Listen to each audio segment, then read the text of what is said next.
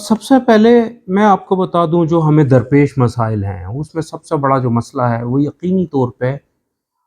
جانور کی کم ییلڈ کے جانور ہیں، اور ان کے لیے یقیناً ہمارے اداروں کا کام ہے وہ محنت کریں، کسان کو ایجوکیٹ کریں۔ ایسوسی ایشن اپنے تئیں کوششیں کر رہی ہے کہ اپنے کسان کو ایجوکیٹ کرے، انہیں بیرون ملک کے دورے کرائے، انہیں بیرون ملک جو پریکٹس ہیں وہاں کے کسانوں کی وہ دکھائے، انہیں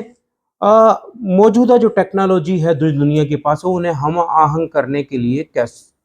ایسوسی ایشن اپنے تئیں کوشش کر رہی ہے، اور اس کے لیے ان کی مددگار یورپی یونین بھی ہے جو کہ ITC کے نام سے، اور کسانوں کو مختلف انہوں نے دورے بھی کرائے ہیں۔ تو میں آپ کو بتا دوں کہ فی کس جو کم پیداوار ہے، جب جانور کھائے گا زیادہ اور دے گا کم تو یقینی طور پر اس کا بہت صارف پہ آئے گا۔ کاسٹ آف پروڈکشن جب بڑھ جائے گی، 6 لیٹر جب جانور دودھ دیتا ہے اور وہ کھاتا بھی 6 لیٹر کے برابر رقم ہے یا اجناس ہے جو اس کی قیمت ہے، تو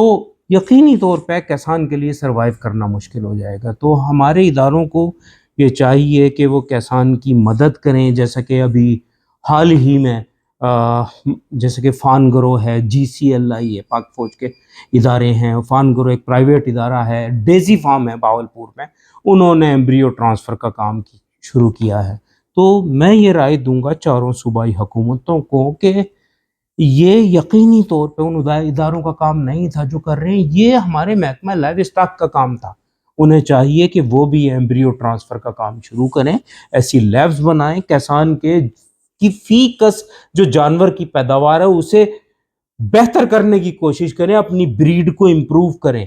ان کی دودھ دینے کی، گوشت دینے کی صلاحیت کو بڑھانے کے لیے کوشش کریں، تاکہ جیسا کہ پاک فوج نے کیا ہے،